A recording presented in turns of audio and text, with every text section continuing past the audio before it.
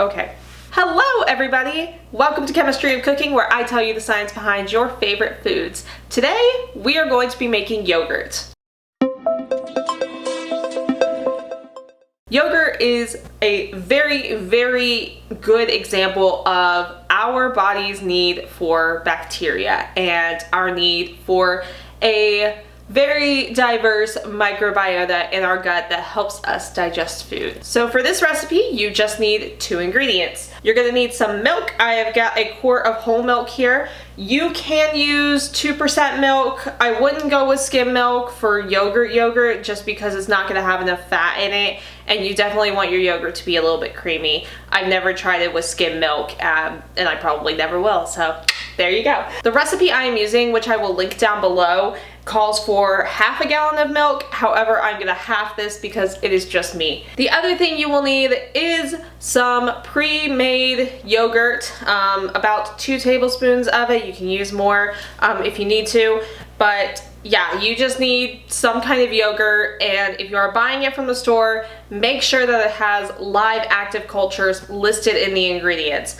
It may seem a little bit weird to be using yogurt that you have already bought to make your own yogurt, but you do need some kind of starter. You need some kind of live active cultures to go into the milk in order to create yogurt. I just have some plain yogurt here. I recommend using unsweetened, but whatever you can find, and I wouldn't necessarily use flavored. Just plain yogurt. It doesn't matter if it's non-fat or full fat or whatever, as long as it has the bacteria cultures. The other thing that you will need is some kind of Instant Pot or yogurt maker or multi-cooker of some kind. There is a way to make yogurt on a stove with a regular pot.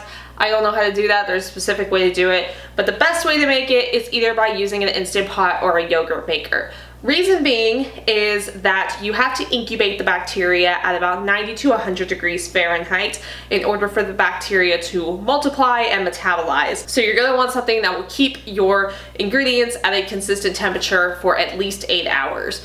So you can invest in a yogurt maker if you want. I am just using my Instant Pot because that is what I have. Another thing that you want to do before you get started is you want to clean the inner bowl of your Instant Pot. And you really, really want to clean it well, because any leftover microbes from previous food or whatever could impact how your yogurt turns out. Also, you don't really want your yogurt to taste like last week's chicken, so just make sure that you clean your Instant Pot, and if you want to really sterilize it, put some water in there, like 2 or 3 cups, and let it boil or sit in the Instant Pot at high pressure for at least 6 minutes so that it'll act as like an autoclave and kill your bacteria. Let's get started. The first thing that we're gonna do is we are gonna take our whole milk, and I am going to open mine because it is new, and I'm just gonna pour it in there.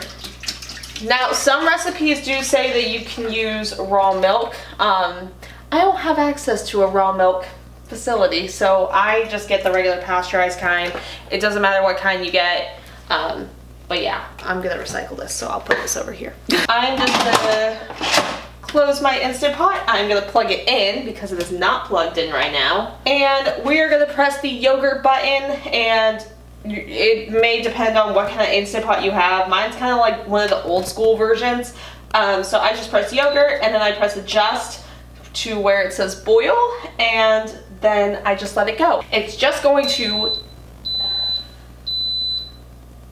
The pot is simply going to heat up your milk to 180 degrees Fahrenheit. And reason being is if you are using raw milk, it's going to pasteurize the milk. And if you are using already pasteurized milk, which most people use, it is just going to get rid of some of the bacteria or anything else that's remaining. It's also going to heat up our milk and get it ready to have the live cultures put in. The Instant Pot will notify you when it gets to 180 degrees, but it's always important to check just in case. So now we just wait. So while the milk is boiling, you might want to take the time to hit that subscribe button down below if you are new, or you can give this video a big thumbs up. All right, we are back. I am just going to carefully or gently remove this. So now we want to cool down our milk to around 110 to 115 degrees Fahrenheit. And in order to do that, in order to do it quickly, I'm going to put my inner pot into an ice bath, and that's pretty easy to do. And then you constantly whisk it. Make sure that you watch it carefully because the temperature has a tendency to drop kind of quickly. Just keep whisking and checking the temperature often until it reaches 115 degrees. And then in the meantime, you can just, contemplate life. Think about your cringy years in middle school.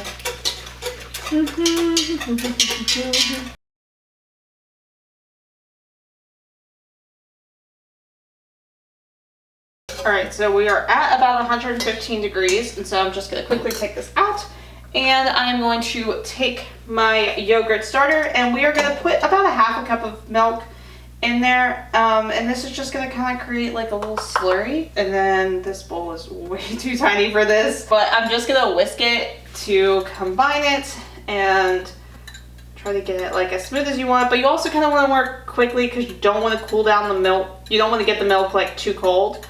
Pour your yogurt starter and milk mixture back into your Instant Pot. We're going to stir it up a little bit. And then, here comes the easy part. Put your inner bowl back into your Instant Pot. Close your Instant Pot. Again, you don't need to worry about the valve. And you just press yogurt. Make sure it is adjusted to 8 hours. And it'll say yogurt on it. So now we just wait 8 hours. The Instant Pot here is not doing any kind of pressure cooking. Again, it's just incubating the bacteria. It's only gonna be at like 100 degrees, so I wouldn't worry too much about leaving your house. In fact, I am about to go run some errands, so I will see you guys back here in about 8 hours. And while I am running errands, myself from the future is going to tell you a little bit about what is happening scientifically in my Instant Pot. S. thermophilus is the main bacteria that digests lactose, the sugar component of milk, and turns it into lactic acid.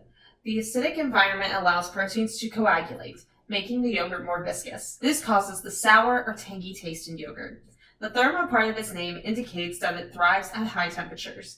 This bacteria can potentially help people who are lactose intolerant, and they may have an easier time digesting yogurt than other dairy products. One study found that this bacteria can also survive the digestive tract, making it a useful probiotic. L. vulgaricus is the other main microbial component of yogurt creation. In addition to producing lactic acid, at a high heat, this bacteria creates acetaldehyde. A higher amount of acetaldehyde generally means a more optimal flavor of yogurt. Diacetyl is the other main flavor component. Scientists debate on whether S. thermophilus or L. vulgaricus is the producer of diacetyl. Goat yogurt can have a high content of diacetyl, which on its own has a smooth and buttery flavor. This is why goat's milk yogurt can have a smoother and less sour taste. S. thermophilus and L. vulgaricus both benefit from working together to create yogurt in what we call a mutual symbiotic relationship. The pH of milk before incubation allows S. thermophilus to grow faster. L. vulgaricus releases amino acids from the milk proteins, which produces more growth in S. thermophilus. S. thermophilus creates formic acid, which stimulates the growth of L. vulgaricus. Therefore, more lactic acid is created at a faster rate with the growth of both species of bacteria. One other factor of yogurt making is the manufacturing of polysaccharides. These are carbohydrates produced by lactic acid bacteria. Polysaccharides bind together to make the yogurt more viscous and less likely to separate. Yogurt is a prime example of our body's need for a well-stocked microbiome, and a microbe's need for mammals as hosts. Probiotics have a mutual relationship with the body. They live in our gut and help us digest food as long as we feed them. Without microbes in our gut, we would never be able to eat the foods that we consume daily. So how did these fermented milk products become a popular food all over the world?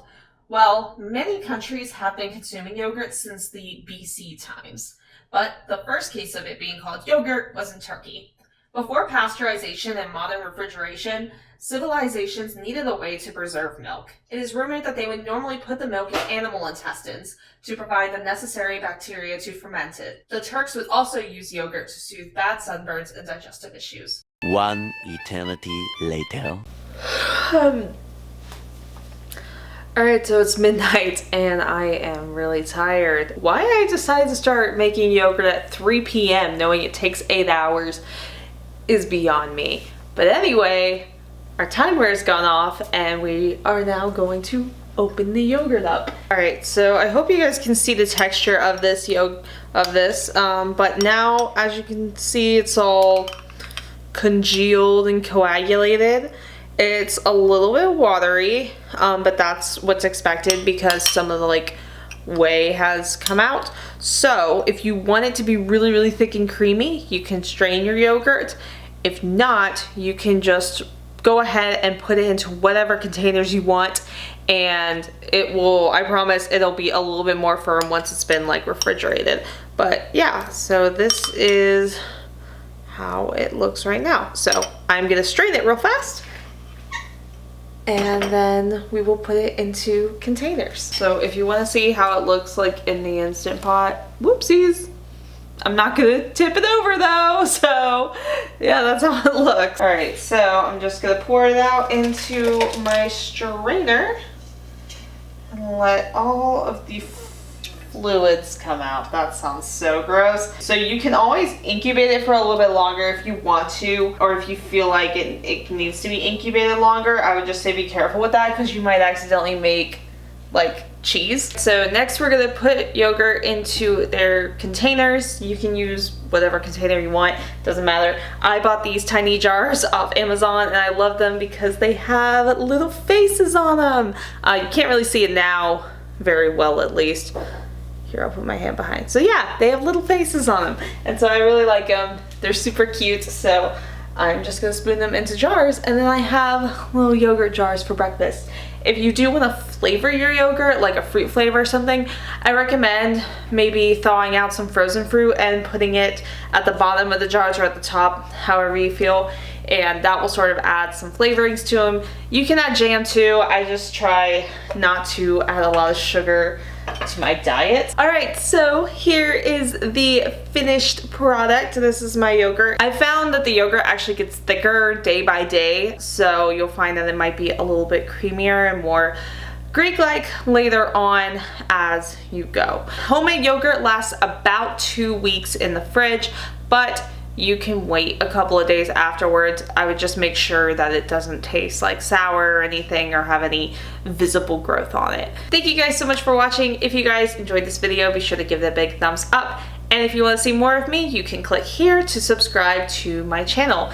And if you want to see the last video I uploaded, you can click the link right here. And if you would like me to make more videos, you can feel free to support me on Patreon. That's all for now. I will see you guys in my next video. Goodbye. On that note, I'm going to bed.